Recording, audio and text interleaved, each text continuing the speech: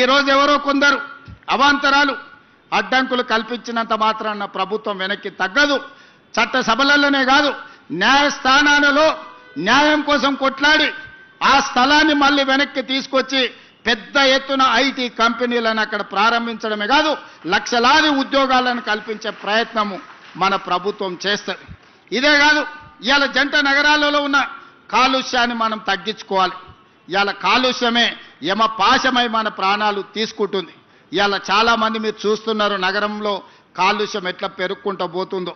అందుకే నాలాల అడ్డంకులు తొలగిస్తున్నాం, చెరువుల కబ్జాలకు విముక్తి కలిగిస్తున్నాం, రోడ్ల వెడల్పు కార్యక్రమాలు చేస్తున్నాం, ఫ్లైఓవర్ బ్రిడ్జ్లు కడుతున్నాం, అండర్ పాసులు కడుతున్నాం.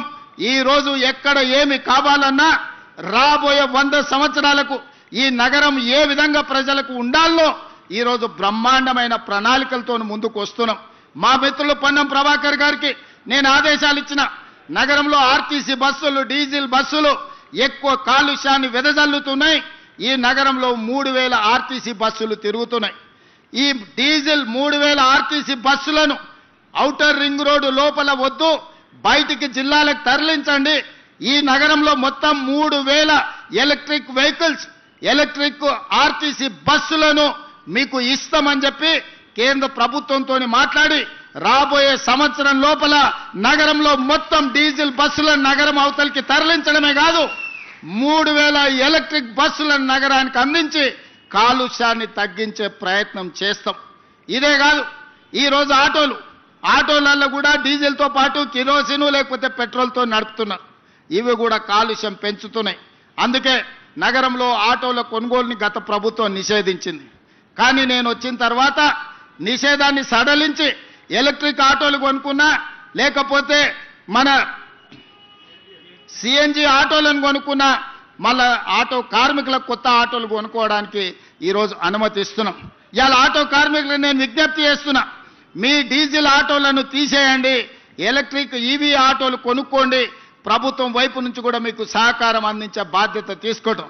అదేవిధంగా ఊబర్, ఓలా, ఆర్టీసీ మీ ట్యాక్సీలు నడుపుతున్న కార్ల వాళ్ళకు కూడా ఈరోజు ఏ కారు కొనుక్కున్నా ₹1 కూడా రిజిస్ట్రేషన్ ఛార్జెస్ వాటి మీద పన్నులు లేవు.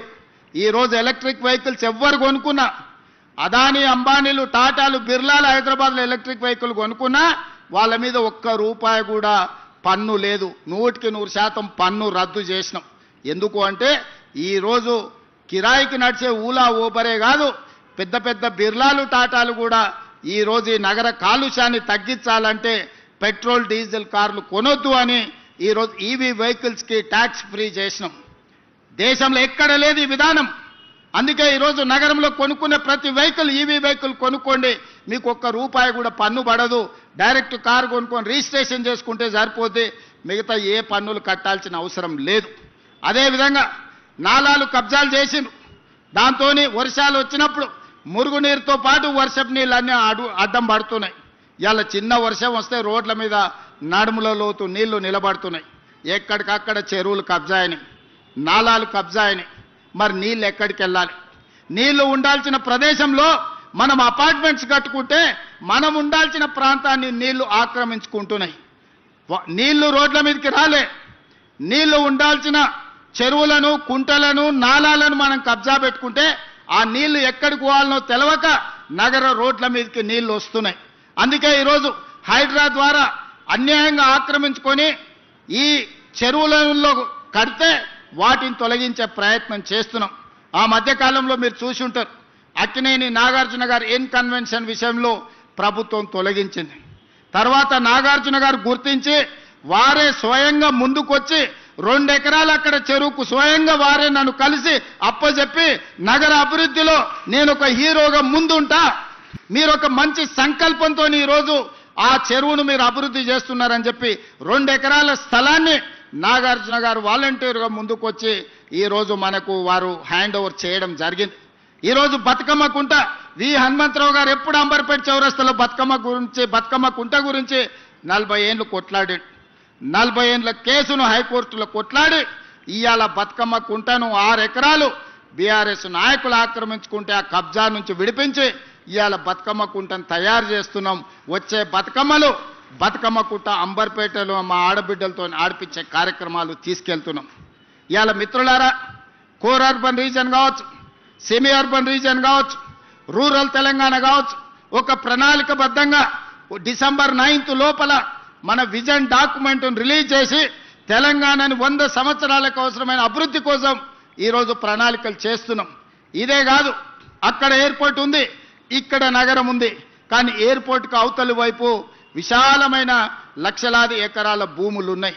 అందుకే అక్కడ 30,000 ఎకరాలల్లా భారత్ ఫ్యూచర్ సిటీ అని ఒక గొప్ప నగరాన్ని నిర్మించాలని ఎయిర్పోర్ట్ నుంచి మెట్రో రైలుతో పాటు పెద్ద హైవే కారిడార్స్ వేసి ఈరోజు ఒక నగరాన్ని మనం నిర్మించుకోబోతున్నాం. ప్రపంచంతోనే పోటీ పడే నగరాన్ని అక్కడ స్పోర్ట్స్ యూనివర్సిటీ, అదేవిధంగా ఆర్టిఫిషియల్ ఇంటెలిజెన్స్కి సంబంధించిన ఇన్వెస్ట్మెంట్స్, అదేవిధంగా ఫార్మా కంపెనీలకు నాన్ పొల్యూటెడ్ ఇండస్ట్రీస్ కోసం, ఐటీ కంపెనీల కోసం, అదేవిధంగా ప్రజలు నివసించడానికి అవసరమైన ఒక్క గొప్ప నగరాన్ని ఈరోజు అక్కడ నిర్మించుకోబోతున్నాం. 30,000 ఎకరాలల్లా దాదాపుగా 20,000 ఎకరాలు ఓపెన్ ఏరియా, ఒక 15,000 ఎకరాలు అయితే మొత్తం ఫారెస్ట్ కిందనే డెవలప్ చేస్తున్నాం. ఎందుకంటే ఈరోజు కాలుష్యం లేని నగరాన్ని నిర్మించాలి, నెట్ జీరో సిటీని నిర్మించాలని 30,000 ఎకరాలల్లా దాదాపుగా 15,000 ఎకరాలను పార్కుల కిందనే వదిలేస్తున్నాం. మిగతా 15,000 ఎకరాలల్లా రోడ్లు, ఇతర అభివృద్ధిని చేసుకుంటూ ఒక గొప్ప నగరానికి ఈరోజు ప్రణాళిక చేస్తున్నాం. ప్రపంచమంతా ఈరోజు భారత్ ఫ్యూచర్ సిటీ వైపు చూస్తుంది. ఆనాడు చంద్రబాబు నాయుడు గారు లేకపోతే ఇతరులు, ఆ తర్వాత రాజశేఖర రెడ్డి గారు ఈ సైబరాబాదును హైటెక్ సిటీ ప్రాంతాన్ని అభివృద్ధి చేస్తామంటే అందరు నవ్విండ్రు. ఇది అయ్యేదేనా? ఔటర్ రింగ్ రోడ్డు వచ్చేదేనా? అంతర్జాతీయ ఎయిర్పోర్టు పూర్తి అయ్యేదేనా అని.